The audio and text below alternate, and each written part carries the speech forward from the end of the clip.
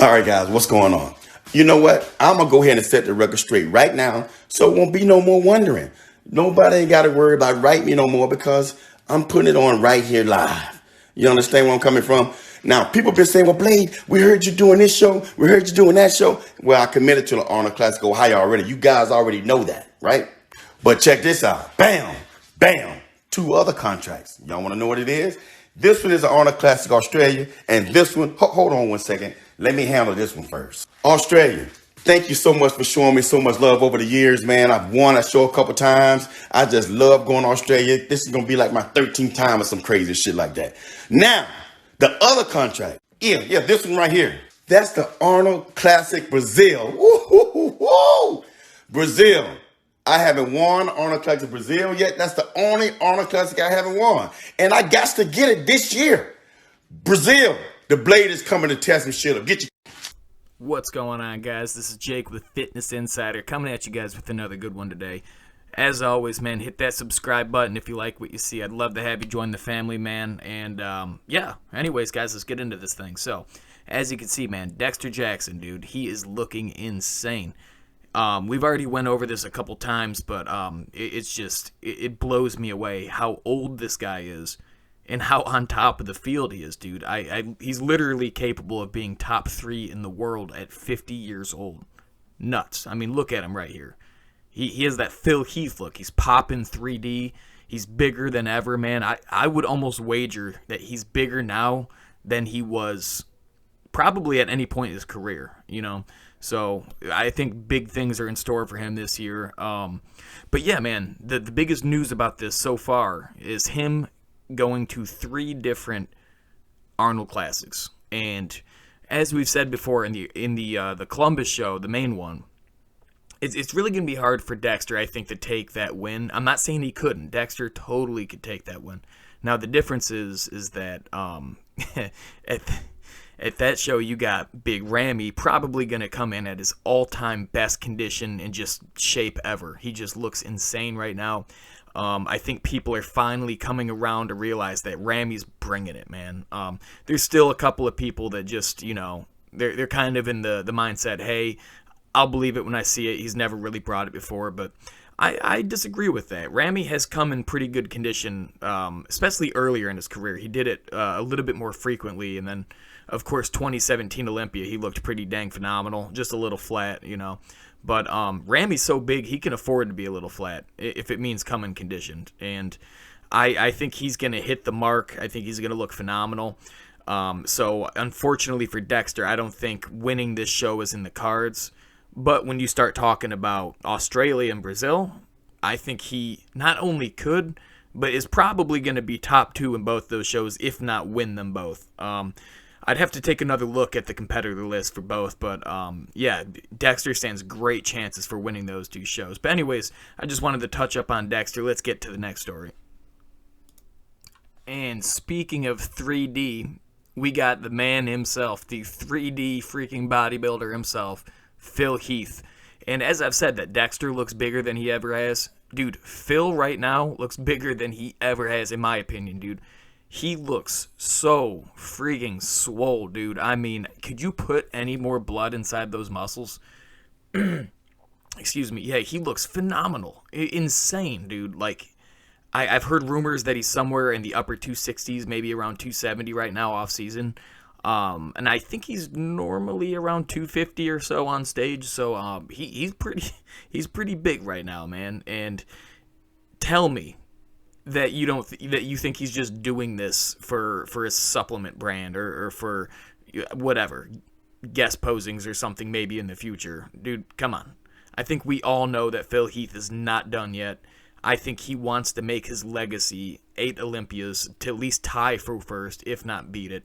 Or at the very least, to be a part of the Rock show, which could be one of the biggest things for years to come. So I've said this ever since I heard of Athleticon, and I think most people agree that Phil is not done yet, and I think this is just all the evidence to prove that. I mean, look at this dude right here, dude. I don't ever remember him looking so freaking full, man. It is insane.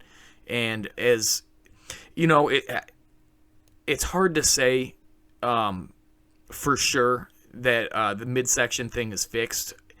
I don't think he's ever going to have a 2011, 2012 type midsection again.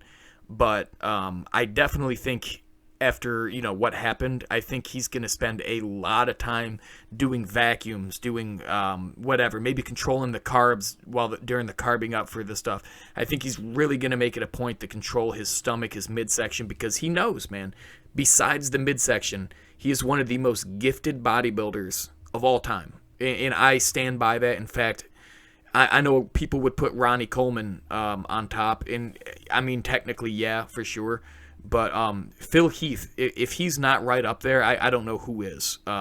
Phil has 0 weak spots, 0, except maybe being narrow. Because you can't really say his midsection technically is a weak area, because it used to be pretty on par. I wouldn't ever call it like a massive strength like Sean Roden or something. But, dude, his midsection used to be super tight. It was a good midsection. Granted, I think it was only a 4-pack, but regardless, who cares, man? Super shredded midsection, very tapered. Everything was perfect, It's something that happens as you keep pushing what they have to do to keep this size for a decade, 2 decades, So it's inevitable when you're walking around in the upper 200s, that you will eventually get some distension. But, again, I think... I think he is more than capable at bringing a package capable of winning the Olympia again. I mean, realistically, let's look at last year. You really don't think he could have walked in and just swept them, even with some slight distension? No offense to Brandon Curry, man. Brandon Curry is an excellent Mr. Olympia.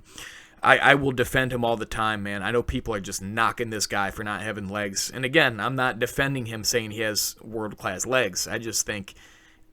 all in all, man, personality, presence, and just, dude, aesthetically, his upper body is one of the best upper bodies I've seen in a long time, man. Super aesthetic, super full, almost no weaknesses in the upper body, man. If he brings his legs up, he will be almost unstoppable. But that's where we get the Phil Heath. Phil Heath with a good midsection is unstoppable. I think Ramy is the only one that could beat him, and Ramy would have to bring Phil's level conditioning, or near that, because Ramy has the added benefit of being a 300-pound bodybuilder on stage, or maybe 285 shredded, so that'd be hard for Phil to compete with. But yeah, Phil is still on top of his game. Phil has, in my opinion, I'd have to see him, in a little bit better condition. But in my opinion, Phil is not done yet, and I bet he has at least 3 or 4 more years left in the tank if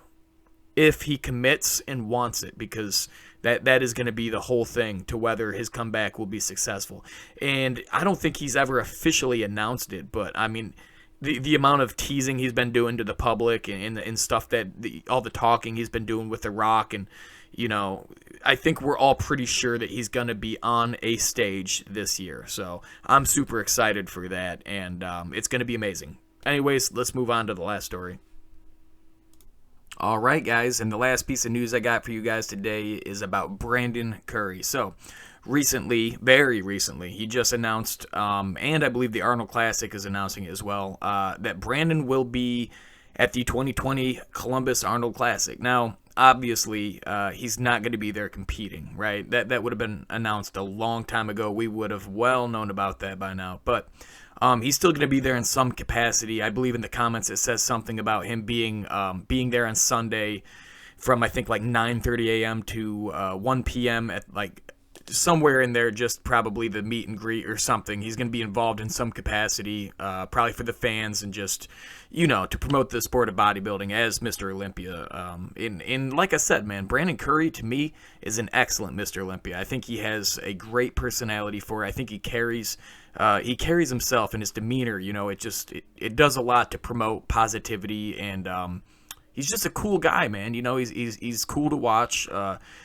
I watch his training videos. He trains hard, man. Just a good dude. I'm glad he won. And speaking of, I do want to touch on the fact of what my thoughts are about what's going to happen with Brandon this year in 2020 at the Olympia. So it really just depends, If we have a very similar lineup to last year, I think it's going to come down to him and someone like Rolly Winkler. You know, Rolly missed the mark last year, and, you know, I felt terrible for Rolly because he was capable of much better. You know, his 2018, the physique he brought would have been a very challenging physique for the lineup in 2019. Unfortunately, he did not bring that, and he fell a little short of that, but not to say that he can't bring something amazing in 2020, especially since he's taken this time off. He's not doing all these other shows. He's just really giving his body time to rest, recuperate, and to bring something amazing to the Olympia. So I expect big things from Rolly, but Brandon could retain his title. He could keep it unless something like Phil Heath comes back, in which case, you know, upper body wise, he could probably hang these days because his midsection is leagues above Phil. But everything else is kind of comparable now, you know. Phil and Brandon both have amazing arms, shoulders, back. You know, Phil's back is just another level. But the thing that separates these guys is, of course, the legs. Phil's legs are insanely good, where Brandon's, they're just not quite at that world-class level, and he needs to work on those a little bit. But we'll have to just wait and see, you know. Somebody like Big Ramy could also present a big problem for Brandon, just for the mass difference alone, you know. So it's gonna be a fun year. I'm telling you guys, this Arnold Classic 2020 in Ohio is gonna be such a good show. I cannot tell you guys how hyped I am about this. I'm sure I'm not the only one, and all the other Arnolds, of course, are fun to watch. We got Athleticon coming. We got Olympia 2020, probably with the return of a couple other big names. So it's going to be an amazing year for bodybuilding. But anyways, guys, yeah, thanks for tuning in. I'll be back probably this weekend with at least 1 or 2 more videos. So definitely stay tuned. I'll have something more for you guys. To everybody that stuck around and finished the video, thank you so much. I appreciate all of you, especially those that have been subscribing, leaving positive comments, and getting involved. You guys are awesome, man. Thank you for joining. Really, really appreciate you guys. But anyways, guys, I will see you guys in the next one.